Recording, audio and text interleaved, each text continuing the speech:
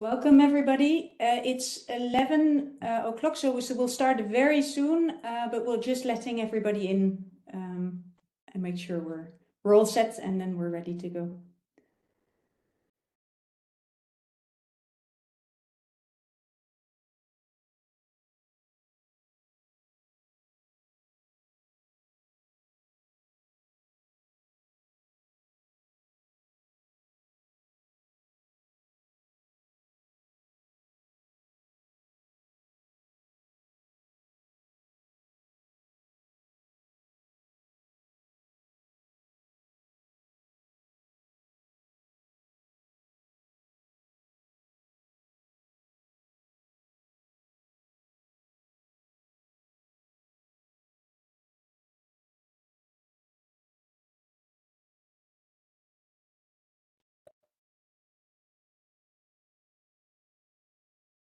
Good morning, everybody, once again, or good afternoon, wherever you're calling in from. Welcome. We're very happy to have you on this webinar, and I welcome you on behalf of three organizations. The organization I work for is CDPM, a think tank, but also our partners who we've been working on the topic of circular textiles for quite a while now and are happy to do that with. Gatsby Africa and Solidaridad. So on behalf of these three organizations, welcome. We have a tight and interesting, dense program, so I won't take long, but I just want to share with you two organizational remarks. One is related to the chat function, so feel free to use the chat function to share your thoughts, ask questions. Maybe speakers who see the questions can already in their interventions reply to some of them. There may also may get a written answer in the chat, either from speakers or panelists or the organizers, or who knows, maybe even other participants. So let's try to make it interactive. If you have posted a question and you don't have an answer by the end of the webinar, we will try to get back to you after the webinar. And a second organizational remark is, please note that this meeting will be recorded, and we will make it available online after the webinar so that other people who haven't been able to join can also benefit from the discussion. On this, I'd like to give the floor to Antoinette Tesha, who is Program Director Textile and Apparel at Gatsby Africa, for her introductory remark. The floor is yours, Antoinette. Thank you, Heske, and good morning, good afternoon to everyone on the call. We're delighted to be here today. Allow me to give a brief introduction into Gatsby and who we are and why we are supporting this webinar. We've been supporting this project for a while. I have a few slides. If you just bear with me, I will share my screen in a second, and I hope everyone can see it. Great. Okay, so my name is Antoinette Tesha. I'm the Program Director for the Regional Textile and Apparel Program of Gatsby Africa. Who we are as a foundation. So Gatsby Africa is a privately funded foundation supported by Lord Sainsbury's and the Sainsbury's Charitable Family Trust. We've been in Africa for a very long time, undertaking different interventions in strategic value chains across the region. At the moment, our portfolio spans agricultural inputs, aquaculture, commercial forestry, livestock, tea, textile and apparel, which we're talking to today, and water. We operate across East Africa, domiciled in Kenya, but our programs span Rwanda, Kenya, and Tanzania, as well as Uganda. We're what we call a funder implementer, so we fund ourselves, but we also fund and partner with others. We have about 150 staff spread across 5 different offices across the world. So we exist to build stronger and more inclusive economies, and the sustainability is a big part of our work, not just from an environmental sustainability, but making sure that we build industries, or we support building industries that will have a long-term resilience in the markets where we operate. So just to give you a bit of an overview about our work in textile and apparel. Our team is about 4.5 years old. We have quite a diverse team. I like to boast that we're truly East African. So we have Ugandans, Kenyans, Tanzanians, Ethiopians, and UK and people from Asia as well working in our team. And the way we operate 5 key strategic areas. So the big one is from an investment attraction perspective. So we look at fit for purpose factories, and that is making sure that we have the right factors of production on the ground.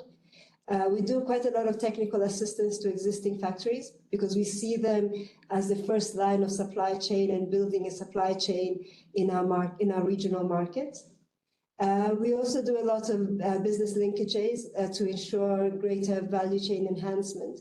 And that includes helping domestic players tap into global opportunities and vice versa. And the last one, which we're talking about today, is we're looking at green manufacturing and seeing how we can support the increased traceability and expansion of natural fibers in the countries where we operate. All of the work that we do is looking to increase regional verticality and position East Africa as the next frontier in sustainable and responsible manufacturing for textiles and garments. I'm sure I don't have to mention here that this is an industry that has come under a lot of scrutiny and a lot of criticism for the waste that is generated. Joseph will go into that in more depth. But as a program, we've actually always aspired to make sure that if we're contributing to the production of clothes, which is also important for the resilience of jobs in the region, we want to try and do it in the most responsible way. And the other part of our sustainability is making sure that whatever we build has a diverse market. So you will know that right now, East Africa probably has a concentration to the American market. And when we started our program strategy, we asked ourselves the question of what does it take to get into the European markets and how can we increase that footprint? So this, I think, is part of the work that we're doing in terms of exploring opportunities for Africa. And I don't want to take away from the future presenters, but just in a nutshell, everything we want to talk about today really is around green manufacturing. What is traceability? How can East Africa and East African producers respond to the legal and compliance requirements that are happening in the rest of the world? We're now talking a lot about ESG and waste management, and I'm really happy to have the partners that we have today on this call. So I think I've spoken quite a lot. I'd like to hand over back to you, Heske, to introduce the next speaker. Thank you very much. Thank you very much, Antoinette. And indeed, let me give the floor to our next speaker, Wangu Kanyare from ALN Kenya, who will talk about the evolving Kenyan context also for a more sustainable industrialization. In particular, the climate amendment bill, which I think a draft has been issued earlier this year and comments. There was a public consultation, I think, ended a few weeks ago, but Wangu knows far more about that than I do. So I'm happy to give the floor to Wangu on this topic of this new recent development of the Kenyan Climate Amendment Bill and implications for the textile sector. Wangu, the floor is yours. So much, and thanks also for the invitation. It's a pleasure to be here.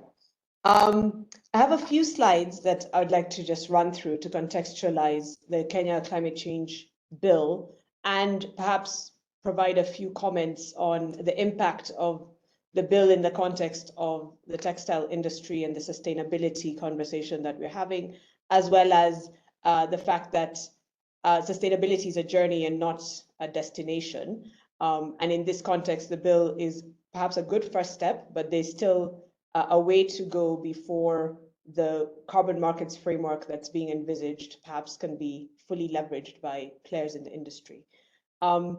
So I think I'll just start by giving a little bit of a context. The Climate Change Act in Kenya has been in existence since 2016.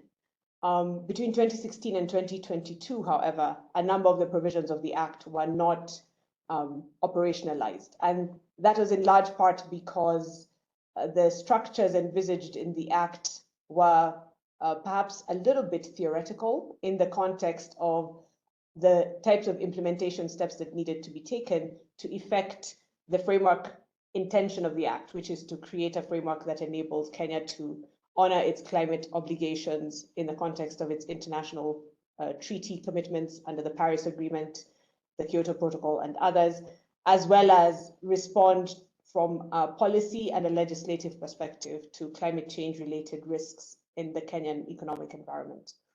So the reason the climate change bill has been proposed and is under review right now is because the new administration has made a very strong commitment to climate change as the centerpiece of the governance agenda for this country, both at an international stage, at a regional level, and even domestically. So post the elections last year, the National Climate Change Council, which was the governing body that had been envisaged under the Act, was operationalized for the first time. The council is chaired by the president. It has a series of cabinet secretaries who are involved in environment, the national treasury and planning, and a number of other areas, all intended to sit as a cross-cutting policy governance body that helps give direction. So with the National Climate Change Council being operationalized, Kenya now has the opportunity to implement some of the commitments it made during COP27. One of those commitments was to be one of the anchor jurisdictions that's driving the Africa Carbon Markets Initiative. And as part of that process, the need arose to then operationalize a carbon markets framework in Kenya that will enable the government to indicate a commitment to delivering on that promise or that stated commitment, and also enable climate finance to come into Kenya, because I think the perspective that had been focused on in COP for sub-Saharan African countries in particular was the fact that nature-based solutions and public-private partnerships could help unlock substantial climate financing for both mitigation and adaptation.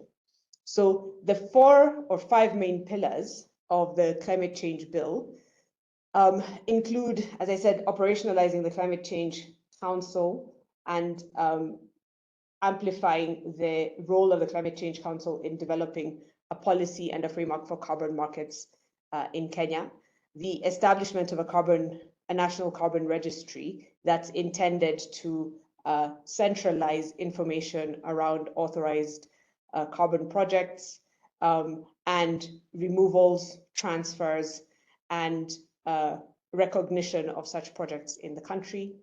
It defines for the first time what the carbon market would be, which is a market for private and public actors to participate in the transfer of credits, of mitigation outcomes, and of offsets.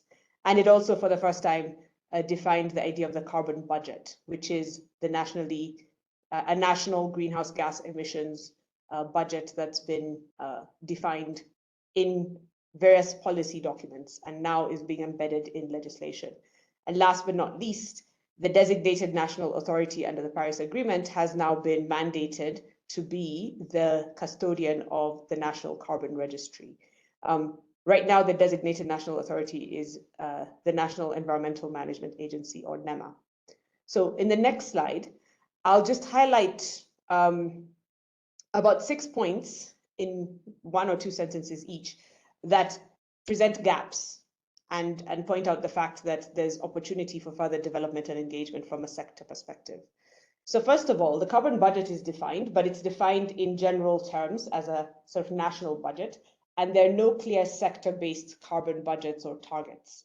That's in part, I think, because the data collection process around this issue is still ongoing. So in Kenya's National Climate Change Action Plan, the emissions by sector or by priority sector have not been broken down to sort of carve out, for example, textiles as a sector that is specific.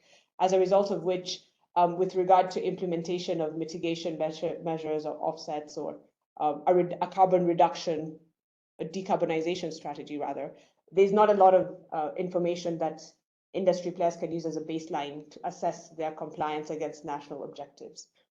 The Act envisaged that there'd be a white list of eligible projects that would qualify for specific types of carbon markets, but that white list has not yet been defined.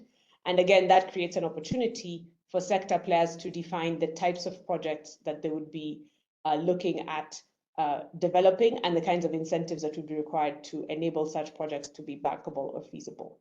One of the challenges as well was that applicable carbon standards are not defined. So in other contexts, the president had indicated Kenya wanted to develop its own local standards for carbon projects, but that would severely set back the implementation of a voluntary carbon markets framework because there are already existing carbon standards that have been recognized and that would be relied on by participants in the industry. So that's an opportunity to engage with the government to identify which carbon standards would be most effective or applicable to the types of projects that textile industry participants would be looking to have recognized. The last 3 points touch on the whole challenge of localizing a voluntary carbon markets framework for African countries. The principles in the bill suggest that for a project to be recognized, it needs to have environmental benefits and social benefits. Now, the environmental benefits are obvious in the sense that they are embedded within the environmental legislative framework that already exists, but the social benefits have not been described or prescribed.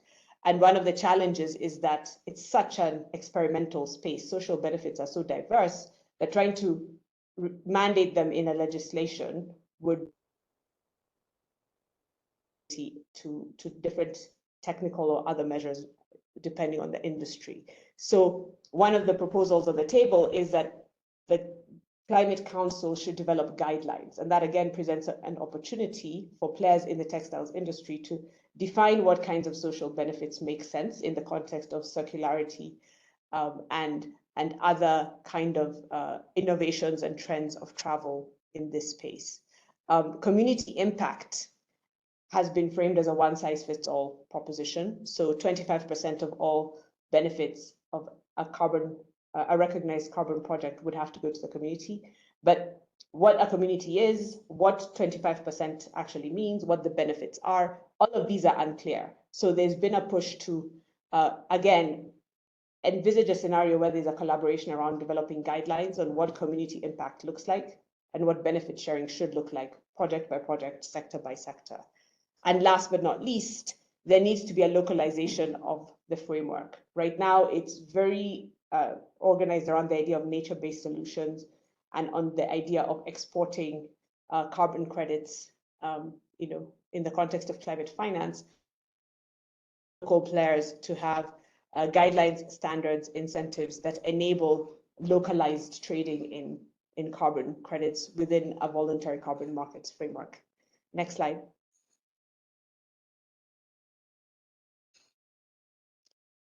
Next slide.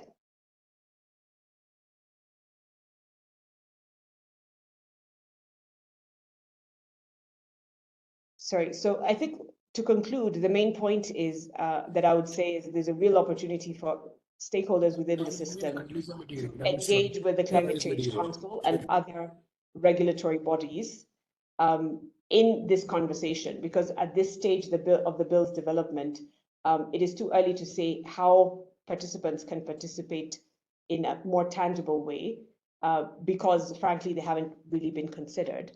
And the real impact that the stakeholders in the industry would have is to identify the types of projects that should be whitelisted as ones that would qualify in the National Carbon Registry, and identify the type of social benefits that would be achieved through promoting participation of textile industry players in the carbon market space. So I'll stop there and just say thank you so much. I'm looking forward to this discussion. Thank you very much, Wangi, for this presentation, and also for particularly highlighting sort of where there are still opportunities also for the sector to not only to see the impact, but also to chip in terms of shaping how it will be implemented. Thank you very much. We'll move on to the next speaker, Joseph Negari, who is Deputy Director at Gatsby Africa, working a lot on supporting textile and apparel companies in Kenya. And that's exactly the topic that he will speak about. Now, moving to the company level, in what type of support do textile and apparel companies in Kenya need and get, and not least for more environmentally and more circular practices. Joseph, the floor is yours. Very much, and pleasure to connect with all of you.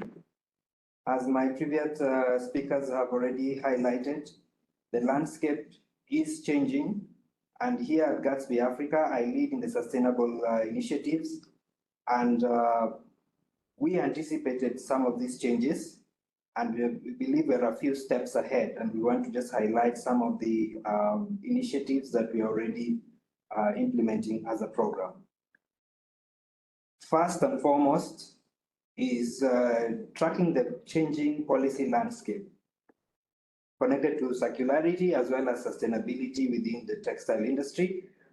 As my director had indicated, this is a sector that is under a lot of scrutiny based on the impact and resources that consumes from the environment.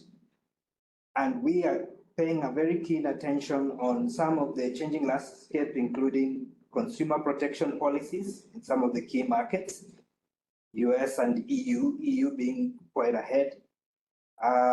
Material restrictions, we anticipate a lot of definitions of restrictions when it comes to some of the materials that are utilized within our sector. We also anticipate some very specific policy changes happening when it comes to traceability and transparency requirements. And then we have, when it comes specifically to circularity, there are going to be some very specific design requirements whereby there'll be expectations to design for circularity. So we are anticipating all this, and we are keeping track of all these policy changes. And above all, there's going to be additional responsibilities being put on the producers. So it is very important for the industry to keep an eye on what is going on. And as indicated by Wangoi, we need to participate as an industry, even in shaping the policy, so that we can make sure that we are part of this process. Moving on, we are also tracking more specifically when it comes to circularity within the textile industry. We are looking at brands. Brands are setting very specific targets when it comes to circularity, and the brands are the ones who basically give the business to the industry. So we have to pay attention to the targets they're making on circularity. Then when it comes to fiber recycling, which is what we call the perfect circularity, moving from fiber back to fiber. We're also looking at various technologies and business cases that are being tried out there. We know they also have a lot of challenges as well as opportunities. Then there's the big push moving towards fast fashion to slow fashion. So we are also looking at the market trend now. There's a lot of push to reduce that speed. People have been having of using and disposing clothes, to go back towards slow fashion, having more durable clothes. Then there's that push between man-made and natural fibers. Which one can really give perfect circularity between them, or how best to create circularity within man-made versus natural fibers. So that's also a market trend that we are keeping a track on. And then there's the issue of using textile waste as an input back into the whole value chain.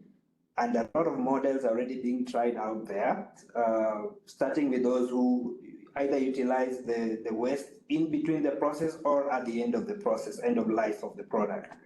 And then, of course, we have repair, reuse models, which are being tested, quite popular right now in Europe, trying to create a new product out of already used product.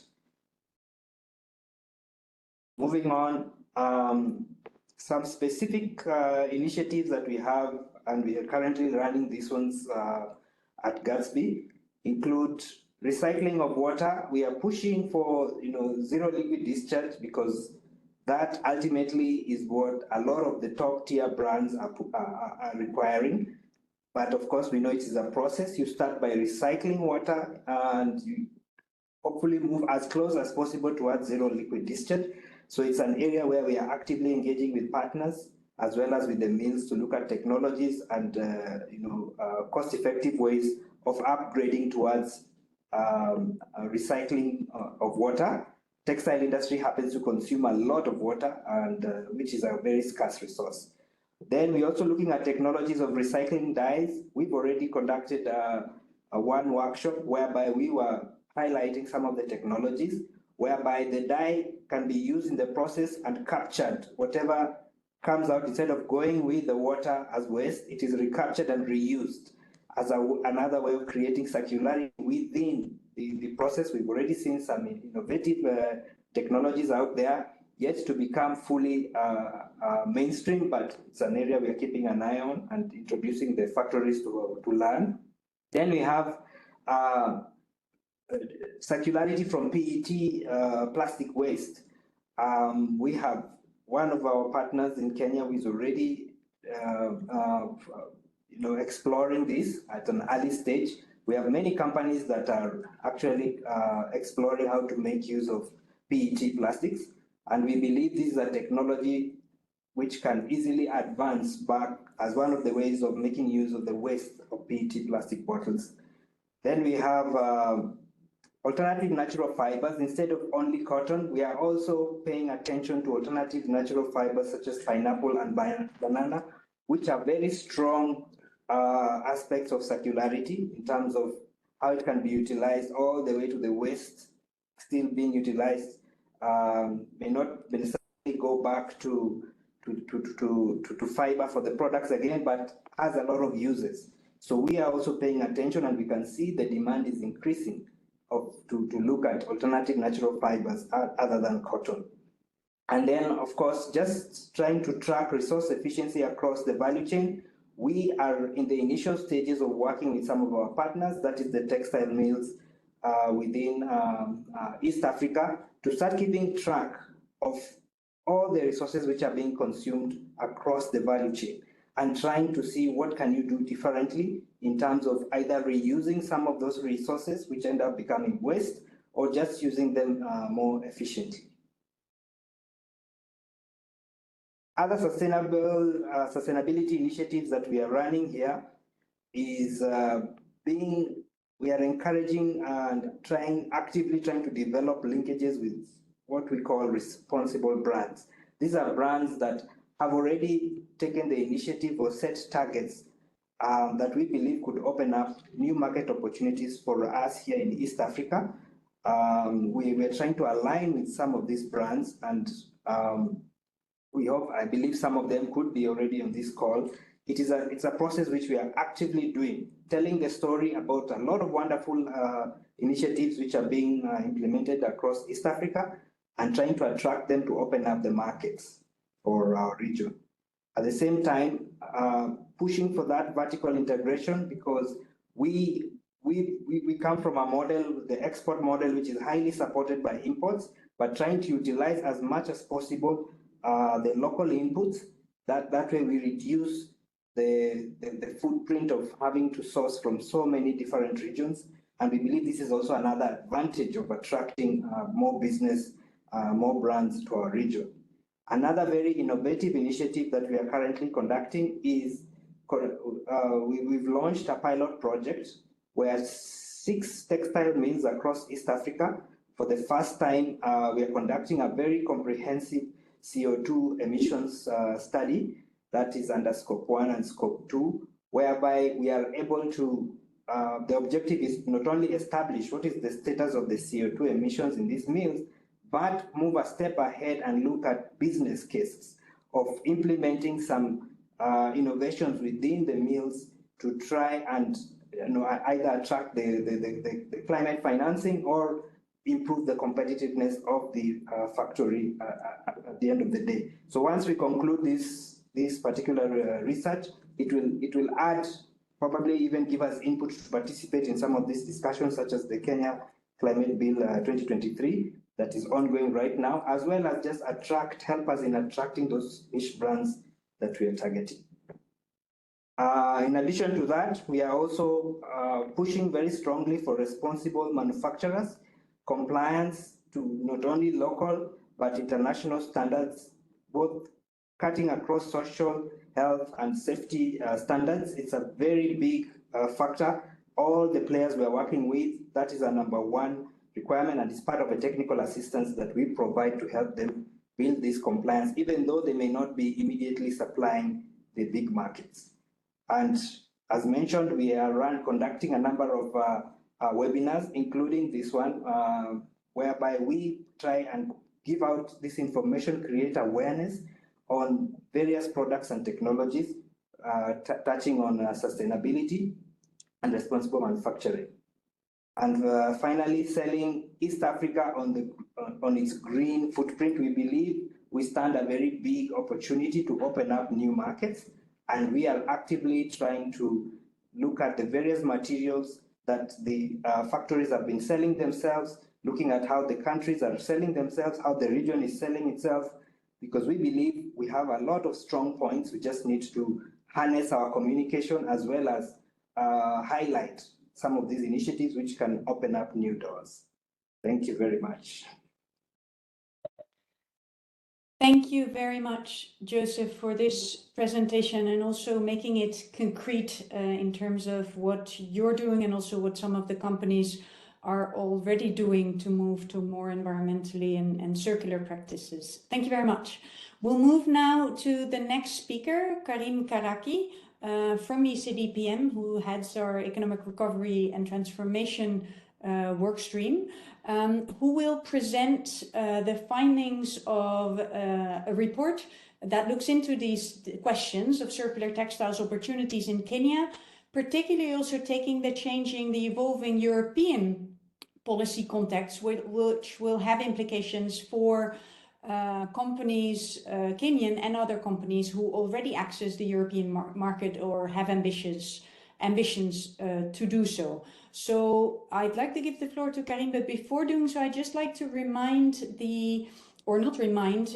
there's participants who have joined later. So just to repeat what I've said at the beginning, that there is a chat function where you can pose your questions or comments. Feel free to do so. We'll try to respond either during the speaking time of speakers and panelists, or in the chat itself, or otherwise afterwards after the webinar. So don't hesitate if you have any questions or comments. On this, Karim, the floor is yours. Thank you very much, Yask. I hope you can all see my screen in the presentation. So good morning and good afternoon to everyone. Some of my colleagues, actually, Nadia Ashraf and Purva Kakar, to name them, have recently conducted indeed a study focusing on translating a little bit this EU existing and even upcoming policy framework relating to the textile sector, and try to translate that into what type of opportunities and challenges this means then for the African circular textile sector, taking the case of Kenya. So the idea of the study was really to also draw some sort of recommendations for both EU and African policymakers on how they can best support its development. So I will try to summarize the key insights from this work, but I would really encourage each of you to actually have a look at the study, which features way more information and insights than one you will see in this fairly quick presentation. So as you all know, and I think it was mentioned by the previous speakers, but the textile sector accounts for about 10% of global carbon emissions and 20% of total industrial water pollution. So that's quite some significant sustainability impact. And to reduce those, the EU has developed what they call the strategy on sustainable and circular textiles, which includes a wide range of binding and non-binding measures, which we categorize into three main areas. The first one being circular design, the second traceability and transparency, and the third one on textile waste and export. So I will provide you with just a quick overview of these without going into much details, which you can refer to in the study itself. On circular design, the idea is to increase products' durability, repairability, and recyclability, through notably the introduction of the eco-design's requirements. On traceability and transparency, the focus is really on the implementation of monitoring, tracking, and evaluation systems that allows identifying, responding, and preventing those sustainability impacts. And there, the accent is really on the notion of due diligence. And the EU is actually going to come up with an adoption plan for next year, if I'm not mistaken, on due diligence, corporate due diligence directive.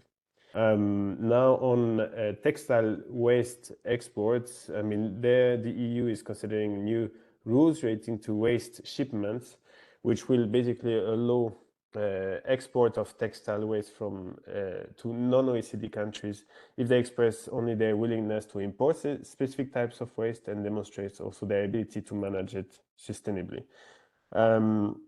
So these regulations have really been adopted and thought, I think, from an EU perspective and from EU companies, but they do have an impact on producer countries outside of the EU.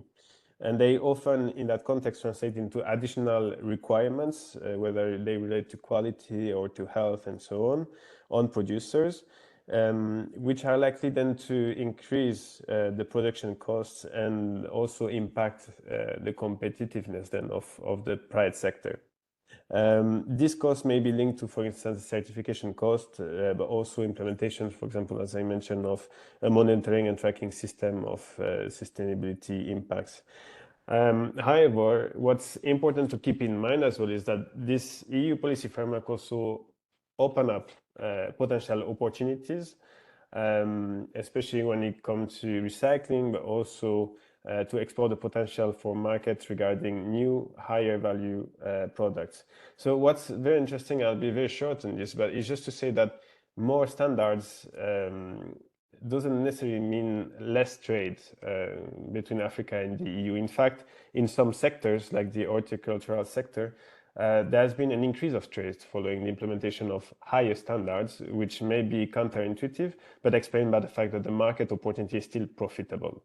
And that's basically a little bit the angle that we took as well on this work, which is to highlight a little bit what are the opportunities in this context.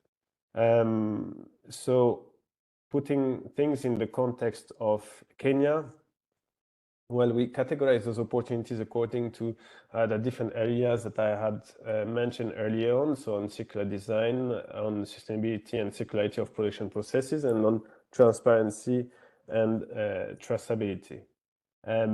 For the sake of time, I will not go into each one of them, but just highlight and provide you an overview on the two first areas.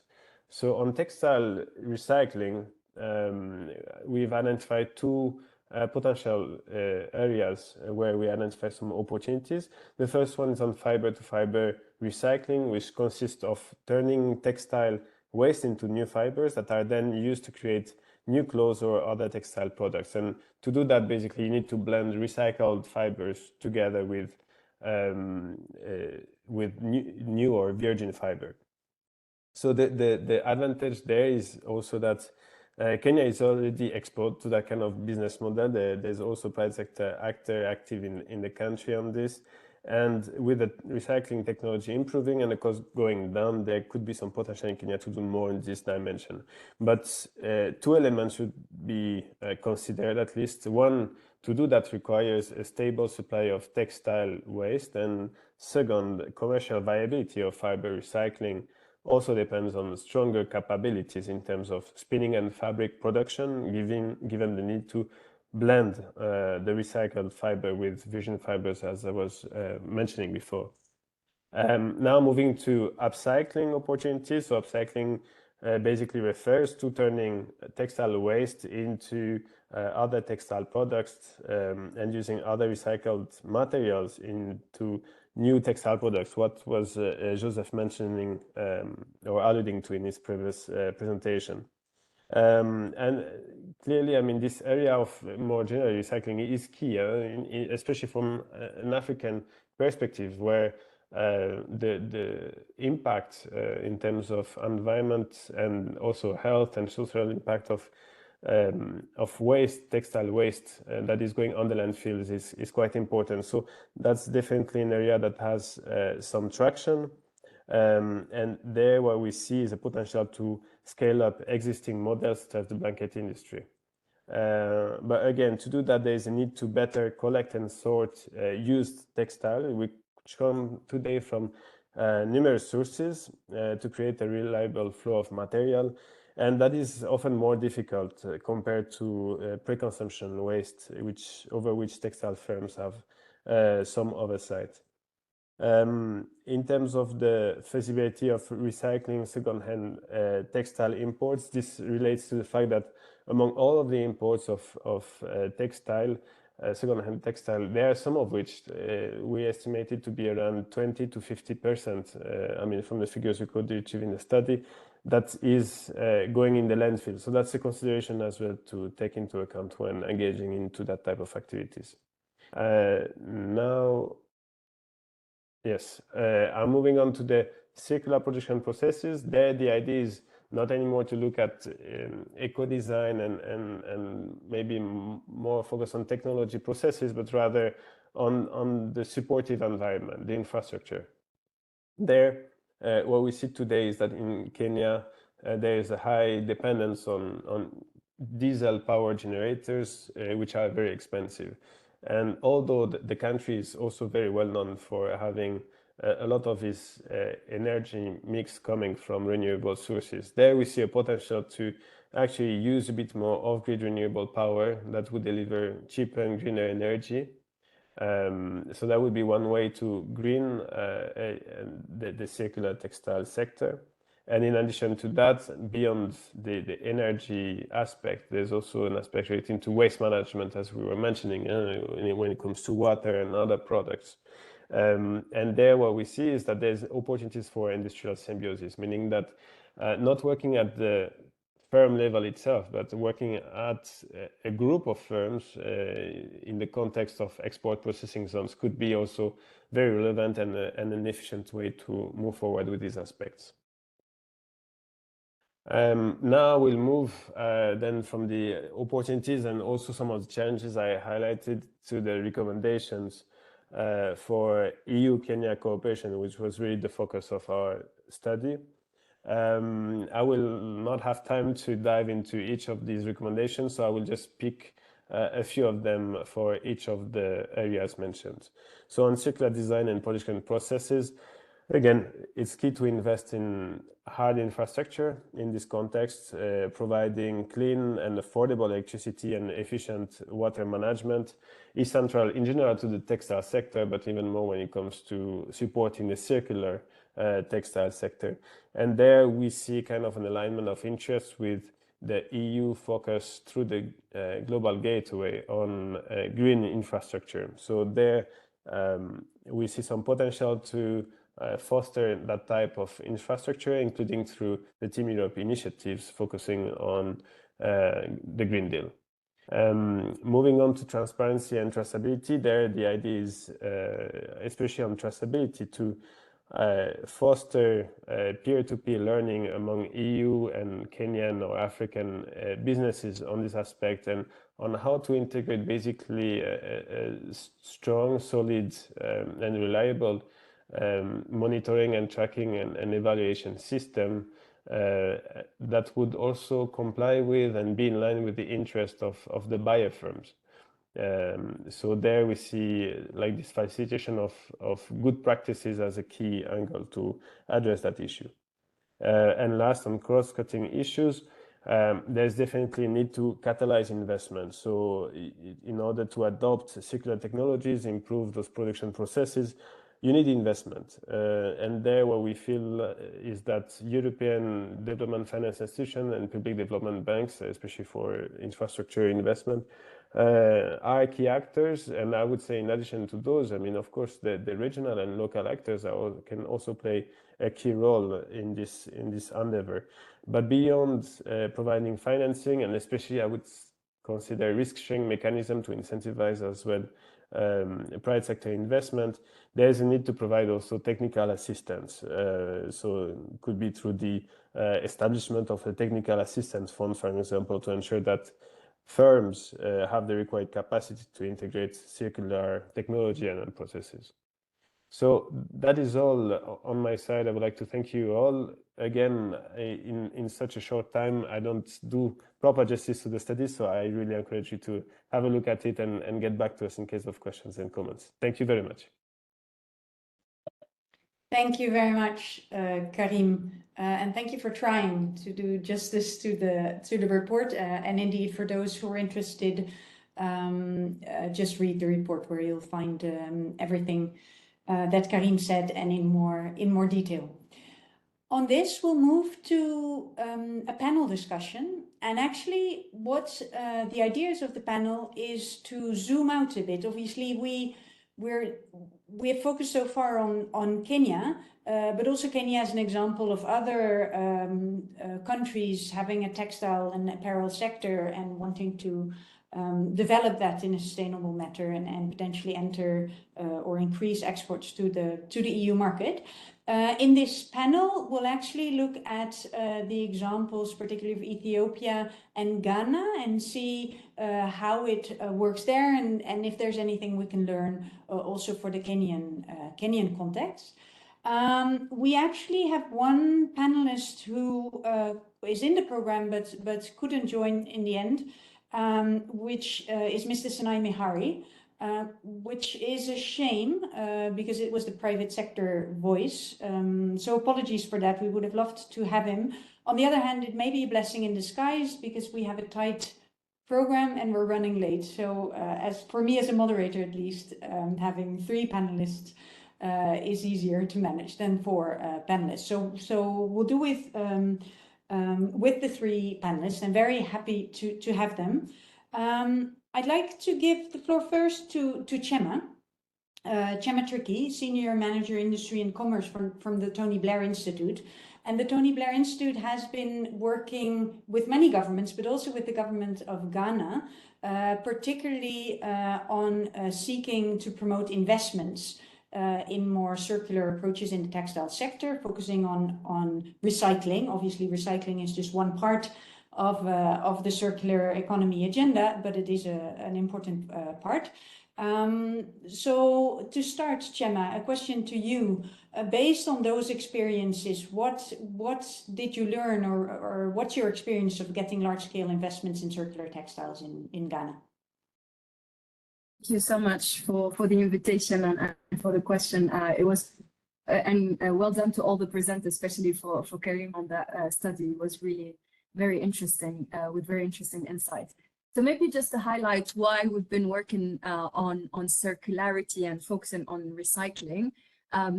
I think it's important to start by highlighting the opportunity that green industrialization offers to African countries, right? There is a lot of innovation happening on the tech side to design and scale up technologies that can help deal with and tackle the climate change crisis. And those technologies tend to be a bit more short cycle technology than the traditional manufacturing. And we know through evidence and through the literature that those type of technologies actually offer higher possibilities of catch up for developing countries, right? And that's obviously the whole purpose of industrialization, is really how to improve the labor productivity and catch up with, in terms of technology, with other industrialized countries. So that's why kind of consciously we've been focused on green industrialization, not necessarily as, you know, from the side of Africa at least, not as we want to climate. We know, all of us, that Africa is not the major contributor to from the angle of what does it offer us as opportunities to industrialize, because ultimately we are the last continent that is still to industrialize. Or, I mean, if we compare to Latin America, we're still a little bit, even if we compare to Latin America, we're still a little bit behind. So that's the sort of like, just to set a bit of context. And we've been working a lot with West African countries. So basically with the rationale that the textiles and apparel industry is going to look for the next supply base. It's going to be around Africa, between East Africa and West Africa, considering that North Africa has already developed a strong apparel base. But West Africa also offers huge opportunities for raw material, because of raw material availability, the quality of cotton, etc. But focusing, when looking to the opportunity of textiles and apparel in West Africa, the question of sustainability came very, very strongly for Ghana, specifically on the recycling. So when we looked into basically what could the regional value chain look like. in the region. We know that there are massive cotton producers like Mali and Burkina who would potentially never have the opportunity to transform and industrialize, at least not in the short term, and until some political aspects are covered. And then you have countries like Cote d'Ivoire who are major producers of cotton that have and have quite developed infrastructure, etc. That so could have potential for vertical integration or to develop a vertically integrated value chain. And when we look to the potential of Ghana, Ghana is not a producer of cotton.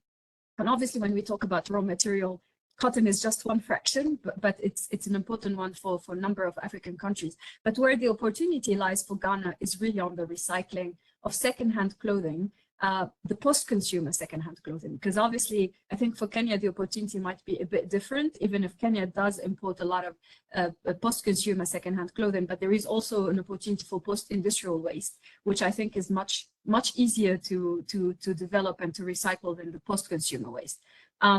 But for Ghana, when we look to the trade data, it's one of the major importers of secondhand clothing, depending on the year that you take. It was even the first global importer in between 2020 and 2021. And there is a huge market called the Continental market that is the biggest secondhand market in Africa. And the numbers that we've been seeing from different stakeholders, local stakeholders, is that 40% of that waste goes to landfills. And I think BBC has done quite a good coverage of those beaches that are covered with the massive landfills of textile waste. And so the opportunity that we saw there, obviously there is a huge opportunity to tackle that waste from an environmental perspective. But even if we take a bit more pragmatic and opportunistic approach to it, it's a massive opportunity for industrialization, as I mentioned. And so how we approach this, the first thing is we basically try to influence all stakeholders, including the local stakeholders who are operating in the apparel landscape and the textile and apparel landscape. There aren't many actors because the industry is still very much greenfield in West Africa. But the first thing is to influence them to take on that circularity agenda and the recycling agenda as their own, because obviously they are the ones that are a number of capabilities, even if they are limited, but there's still a number of actors that actually could drive this agenda. And we've done sort of like a technology mapping, and this is something that is going to be, I think, really important in this agenda, is really the technology planning or planification or whatever we can call it, but understanding where the R&D is going and what are the emergent technologies that are either proved at the R&D level, proved or being scaled up, right? And we know from that study, we know that the mechanical recycling is much more developed and much easier and is being scaled up. But there are a number of other technologies that I think are worth following up and basically, again, as with the idea of when a technology is patented or basically being proved, there might be a potential for African countries to enter it and to develop it. So then the first step is to reach out to the technologies that are providers that are more or less mature and that have proved their offer, right, and that have basically proved their technology and being scaled up to see which one of them would have a developmental approach, right? And I think this is a really important point, because when developing a new sector, whether in recycling and circular economy or any other sector, you need to find those anchor investors who would be the first movers, right? And obviously the business case needs to make sense for them to move, but there is also a category of investors or of actors, business actors, that have a developmental approach, and that you need to sort of identify and then work with quite closely to bring them to these countries, because obviously it is not an easy agenda and there is a huge risk, right? Because the business model has not been proved yet, at least not in West Africa.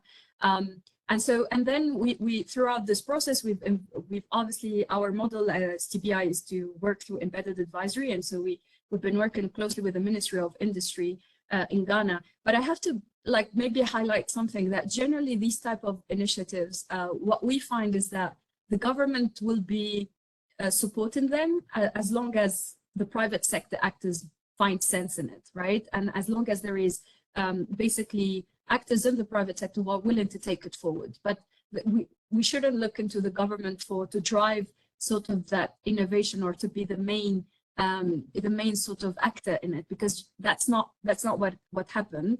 In the case of Ghana, obviously for political reasons, there have been like huge shifts of I think there were about 10 ministers of industry in the past 2 years or something like that.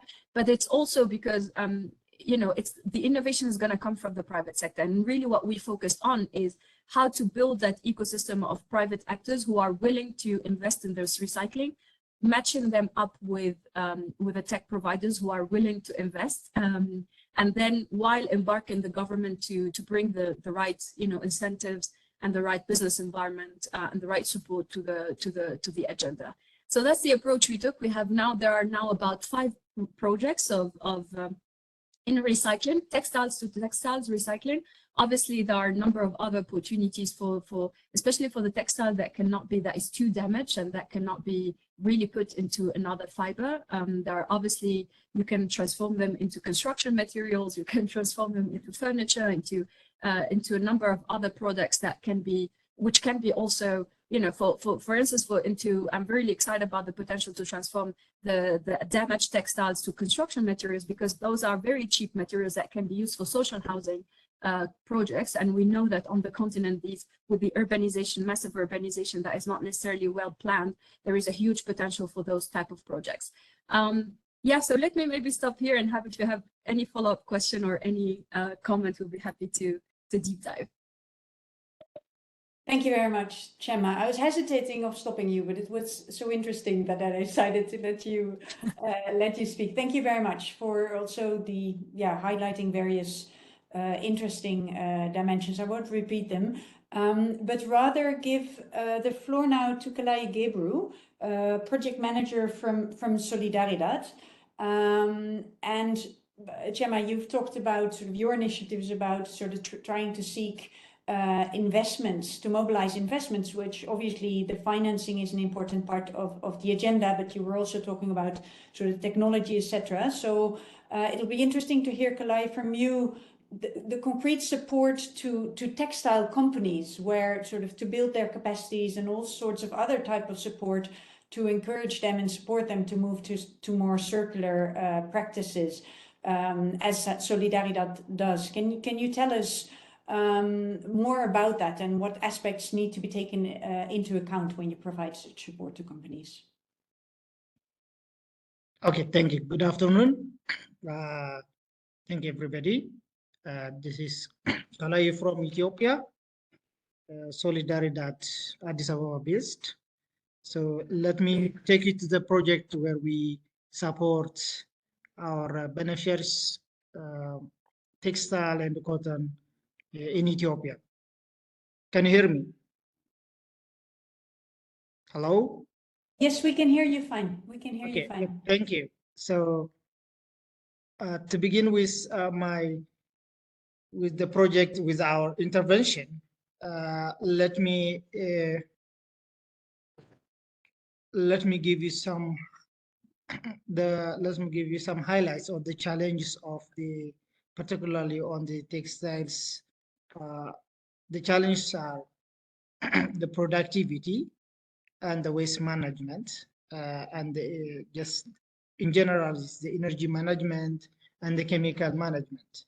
So this collectively has created for the damage or for the pollution of the environment, and for the human health and safety as well. So as Solidaridad, our programs are designed to tackle these problems as a general, so that all these textile factories can be certified based on the international requirements. We call them like BSCI, RAP, or Ecotex step. So our intervention is just to capacitate, to build the capacity those textile factories, so that they can fulfill all these requirements and be certified, and finally they can export to Europe and then the US and other markets, to the international market.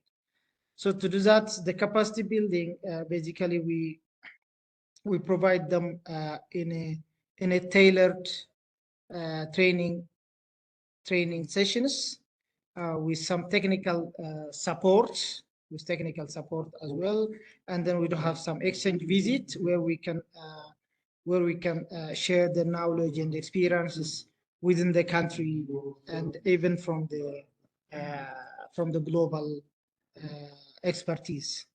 So within this, let's say, as a one of our beneficiary, Itur is a recycling textile factory, which is here in Addis Ababa, which is 100 kilometers far away. The factory is completely a recycling company which collects the wastes, the fabric wastes from the garment and textile factory within the country, and then it recycles all these into fiber, into yarn, and finally to fabric and apparel. So we supported this factory to have the requirement, like to be certified with GRS. GRS is a global recycling standard. So to do that, you need the factory is expected to fulfill the health and safety, the decent work. So by our intervention, the company is expected to be certified with BSI and with GRS so that they can export its product to Europe and to the international market. And there are other factories similarly, those who recycles the waste fabric, these waste fabrics, to blankets. So we call them recycling of blanket or Yirgalam textile factory is one of them. So we supported with multiple of interventions since 2017. So because of that, the factory is now certified with BSI. So they are now in the position to export its product. Actually, it's not mainly its recycled product. Blanket is sold out within the country, but in general, our intervention is how to minimize or how to manage their inputs, the chemical input, the water management system, the energy auditing and management system, and the waste management system. So in principle, this is a cleaner production system, how to intervene or how to avoid or minimize the wastes from its inception. If it is produced, if wastes are generated, then how to recycle it into some usable product, into apparel and by blankets. So generally, there are some challenges that we have noticed, that we have seen from Itur. They have difficulty in getting the right amount and the right quality of wastes within the country. There are a lot of wastes are generated within the country. You can imagine that about 400 textile factory and garment are running within the country. You can imagine how much waste is generated within the country. But still, the Itur recycling companies has difficulty in getting the right quality, because the waste collectors, they are not well aware how to collect the right, how to sort it out, and how to segregate it in material wise and color wise to Itur. So they are suffering a lot because of that. Its capacity is reduced by 50%, and then they have been forced to import inputs from abroad. So that's the challenge. So we can take as an opportunity that just to capacitate and then to train the waste collectors to through establishing the SME, so that they can collect from each the Ethiopian textile factories apparels, and then they can sort it out in a proper manner with the support of our intervention, and so that they can supply it to Itur and to Yurgalem and the other blanket processing company, so that if there are ranges also, some of the wastes can be also reused to children's clothes and the bags also, if we can support them with some equipment or with some business training and then technical support. So this is the overall that we support as a Solidaridad project as a country.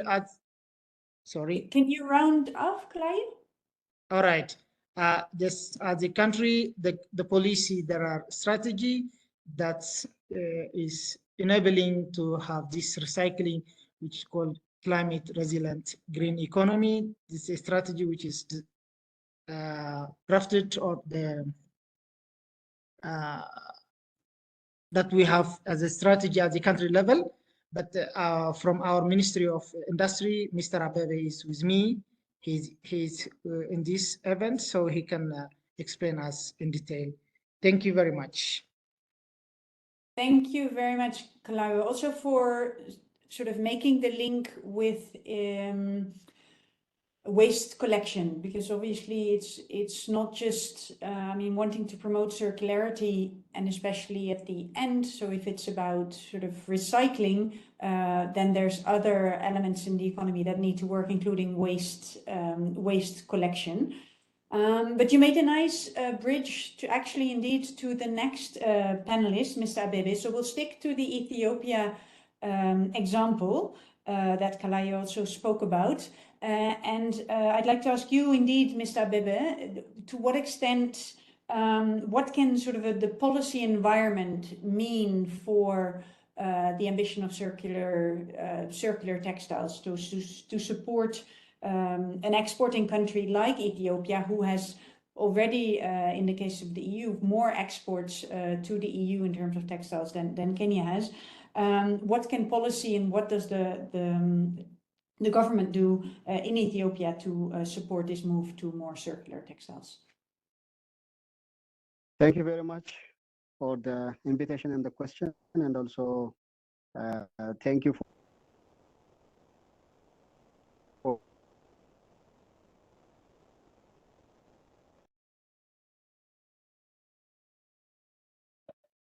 The connection doesn't seem to be great. into consideration. Do you hear me? Yes, we lost you, or at least I lost you. So I think that holds true for everybody. I'm not sure if you have already, but otherwise, please turn your camera maybe off, or I mean, let's try. If you can please continue, hopefully we'll hear you again. All right. Thank you again. Regarding the policy interventions about the circularity in Ethiopia, of course, circularity is a new and infant idea in the country, as you know, as well as in the world also. But we have been working on the sustainability aspects of the environment. For that, as Kalayu previously mentioned, the first strategy we have developed is, it says Ethiopia's climate resilient green economy strategy, which is in 2011. But it has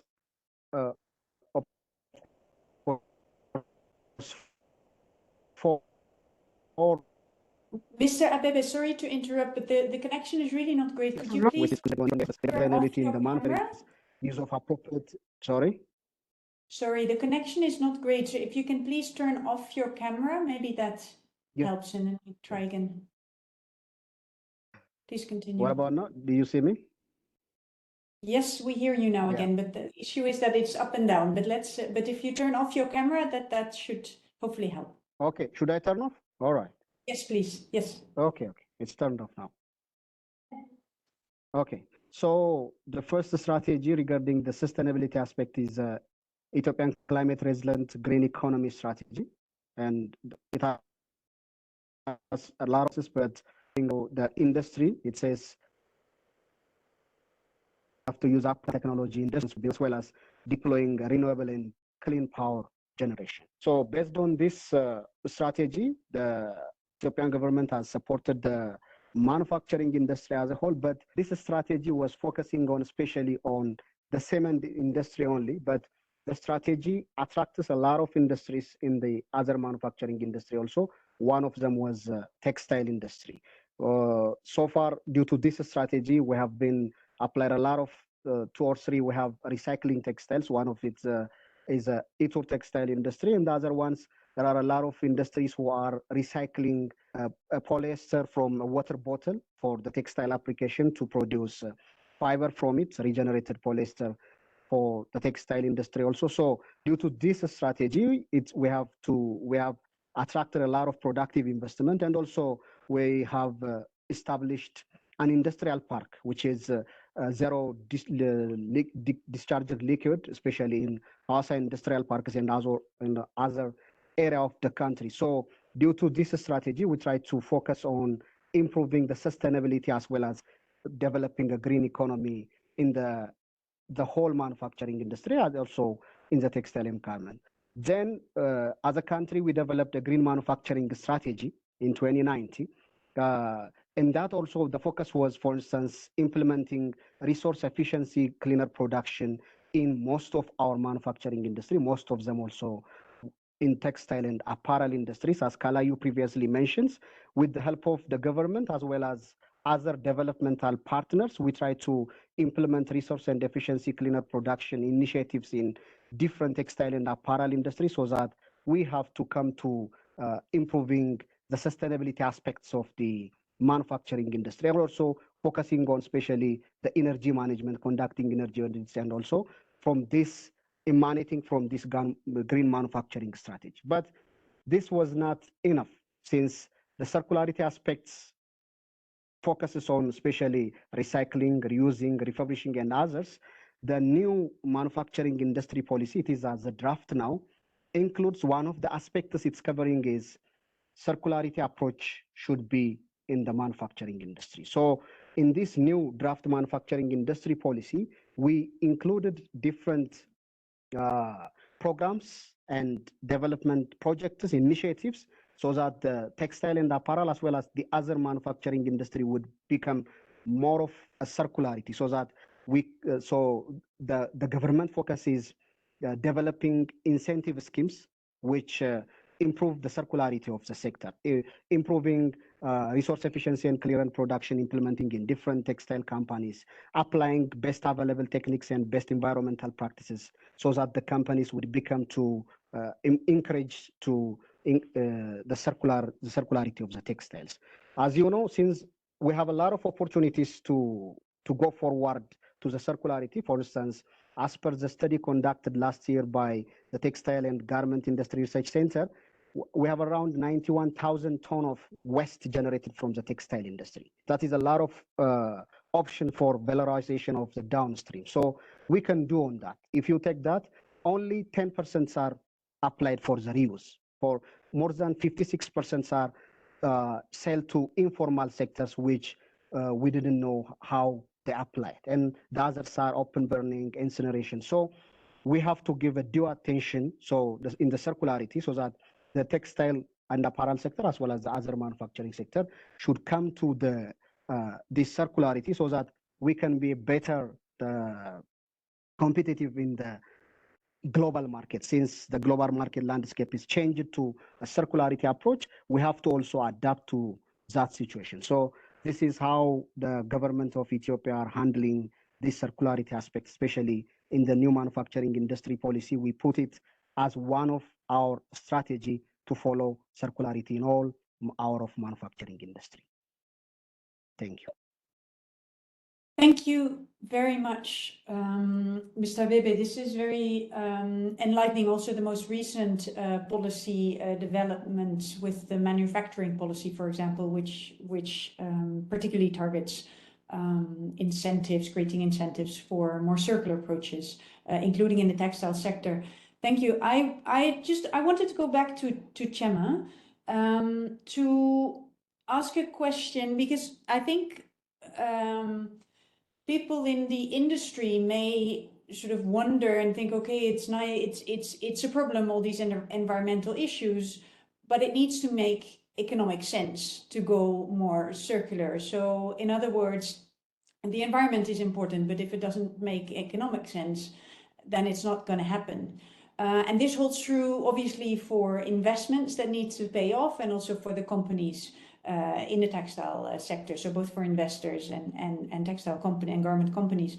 Can you say a bit more? To what extent do you think there is this economic drive and logic already to move more circular? Or to what extent this is actually a great bottleneck to move to more circular approaches?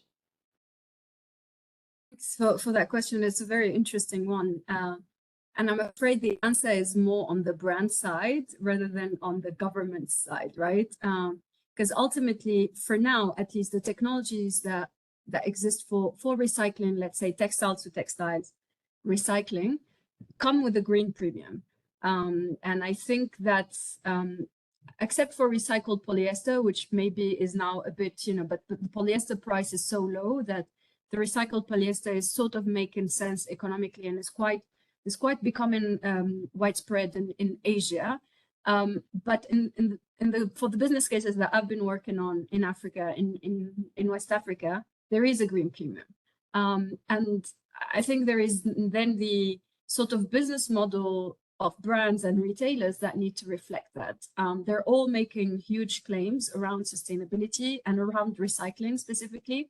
And they're all trying, or most of them are trying to portray circular economy as the silver bullet, that will change the industry and reduce its pollution, which we know that's not, we know that it's much more complicated than that. There is a need for more consumer behavior change. And as much as, we hear both stories, right? Like there is a claim that we hear from brands that consumers are putting much more sort of pressure on them to produce circular, to produce sustainably, whether from an environmental or human rights perspective or social perspective. But in reality, we see also fast fashion sort of dynamics emerging, right? And taking up more market shares, like obviously like Shein, we've all heard about them and the huge progress that they have made in the market share. So it's sort of like, I think it's about the brands and retailers really taking on their responsibilities and putting their money where the mouth is, basically, and taking actions that are clear in terms of supporting these recyclings. Because ultimately, even if you set up a business case for recycling and there is a green premium, they need to, how brands certify, basically need to kind of certify all the chain of their suppliers, right? From the apparel supplier to the textile supplier to and obviously recycling fabric to textile is a sort of backward linkages to fabric production. And ultimately there is a need for brands and retailers to kind of review their pricing models, their margins, and what they are really trying to sell to consumers. I don't think fast fashion is gonna disappear, unfortunately, or fortunately, who knows, but basically the environmental claims of brands and retailers need to be much more sort of followed by concrete actions, including, well, taking on that green premium that might reduce their margin a bit, but not necessarily put them at economic risks, at least from what we see. But then for recyclers, it's at least for the secondhand, post-consumer secondhand clothing that I've been working on a bit, the question is much more complex than the post-industrial ways, because ultimately you need to organize how that secondhand clothing is collected. And generally it requires working with local communities, with NGOs, with informal sort of networks of cooperatives and all of that. And to change, to be able to incentivize that, it needs to come with a certain price, right? So that waste becomes a commodity, and that basically, even if that is not the same price of inputs than cotton or polyester, it's going to be much less, but it's still part of the economic model that needs to be factored in for it to make sense at the end for everyone, and to incentivize that collection of secondhand clothing and for it to be an organized market. But I think that's one part of the story, but I think the main story is really within brands and retailers. They have huge market power. They have you know, even after COVID, I thought that after COVID, that maybe that power dynamic between brands and suppliers might change a bit for suppliers to take on more sort of a bigger role, but it is not necessarily changing. And they're put in huge claims. And so ultimately they need to decide that if this is the way forward or not, and put again, the money and resources where the mouth is.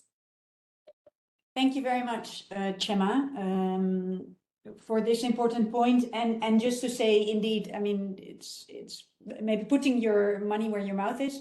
Just to say that there's also EU policy developments that actually will force companies to be clearer on their green claims. So there's a whole, we didn't, it was mentioned, and again, you can read more about it in the report, but there will also be legislative matters that force companies to substantiate their green claims. I know, Antoinette, you wanted also to come in on this question, so very happy to give you the floor. I just wanted to warn Mr. Abebe, we probably have a few minutes left. If we have, I'd like to pose you the question that's in the chat about what, from Joseph, what are some of the incentives you mentioned, I think even touched upon the incentives proposed in the policy proposals to encourage green and circular production. If you can say a bit more about what these incentives are, if they are indeed in the policy proposals. But Antoinette, the floor is yours. Thank you, Heske. And you actually took a part of what I was going to contribute and already mentioned it. So I think the EU, with their legislative move, has really made the big concerted effort to push this agenda. The industry has a huge problem with overproduction, no resources around, or very little resources around what happens to the clothes.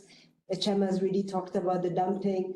And it takes legislation like the EU to try and get the industry to look at itself and do something about it. And I just wanted to also echo what she said in terms of technology is really advancing really quickly and people are investing in finding the solutions. And I think the more brands are being also challenged in court financially, maybe not yet by the consumers as strongly as we would like to think. You know, fast fashion definitely is not going anywhere in the short term. But I think legislation like the EU has decided to adopt, and which are, where the EU is at the very forefront of this movement, will force change. And I think this is, again, the opportunity that African countries have in order to say, how do I meet that change? And instead of continuously trying to push back on the importation of second-hand clothing, is how do I turn this clothing into gold and augment my industry? The world is increasingly becoming scarce of resources. You also need strategies around, if you're going to grow, I don't know, bales of cotton, is what is the most premium use of that cotton, because it's using water, it's using people, it's using land, it's being transported, it's using power to be transformed. So being strategic in thinking about value chain development, I think this is where organizations like ourselves, Solidaridad and TBI, can support and participate in that conversation. But yeah, I just wanted to commend again the EU for being brave and for starting. And what I hear also from the American side of the equation, which are the next bigger consumers, is, which are the bigger consumers, is they have to start thinking about it. Are they ready? Probably not. But you know, EU provides a really good platform to create credible models. And eventually, you know, 10 years, 20 years ago, a mobile phone was an extremely expensive resource. Not everybody could afford one, but now it's become a complete commodity. So I like to think that with technology, innovation, and regulation, we can get there. But I'll yield the floor to Mr. Abebe. Thank you. Thank you very much, Antoinette. I saw that Mr. Abebe already replied in the chat at the moment that I sort of warned him, so we were thinking the same thing. But Mr. Abebe, is there anything you want to add? You replied that there, well, maybe I'll just give you the floor and then you can say what you wrote and maybe add on it. Yeah, thank you again. Regarding the incentive mechanisms that we are going to develop, in the policy, we are mentioning that our manufacturing sector as a whole should follow the circularity approach, and appropriate incentive scheme should be developed. Now, our earlier incentive mechanism for the sector is, you know, generally giving to all investors who's coming. Now we are going to develop a performance-based incentive scheme that will incentivize manufacturing sectors who have performing through time. So one of the criteria would be the greening and the circularity aspects of the companies. For instance, if in the earlier time, if you come with a recycling company, you are the same with the other companies. Now we are preparing an incentive mechanism that give a priority to manufacturers who are going to, in this circularity approach. For instance, energy efficient machineries, that recycling companies and others will give a priority in our incentive mechanisms and develop incentive mechanisms. So this is how we are developing the incentive mechanisms to develop this circularity in our country. Thank you very much, Mr. Abebe. We have 2 minutes left officially, and I don't want to go much beyond the time. So I'd like to give the floor back to you, Antoinette, for some very brief concluding remarks. Okay, I wish we'd actually spent a bit more time, because I do see that there's a number of questions that are coming up in the chat. But at least from my team and my perspective, this has been a really interesting call.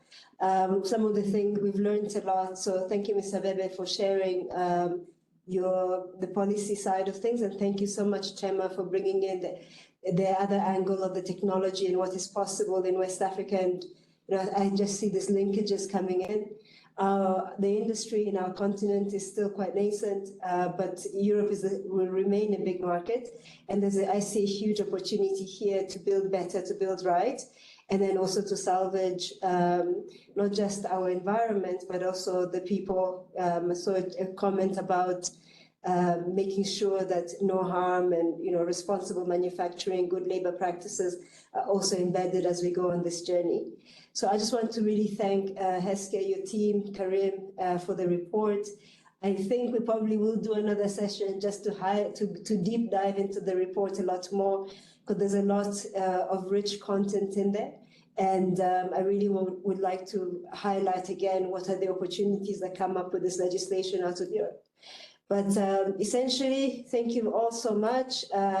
Thank you for registering. If you have any additional questions, please drop them either on the chat now or just email us or email me. I think everybody has my email as part of the invitation. But it's been an absolute pleasure to join you today. And I'm really happy we got through this. So till the next one. And thank you, Yeske. Thank you very much, Antoinette, for these words, and just to fully align with what you were saying. Thank you very much. Also, of course, the speakers and the panelists, but also all participants for your active engagement. It was very nice to see all the questions, but also sort of comments back and people already linking up and sharing email addresses. And thank you very much. This is a topic that will not disappear from the policy agenda, not in Europe, and I think also not in Kenya, Ethiopia, Ghana, and other countries. So we will also, as ECDPM, and I know Solidaridad and Gatsby, continue engaging on this agenda, and very happy to continue engaging with every one of you. So hope to see you in the future. Thank you very much, and wishing you a nice rest of the day. Thank you.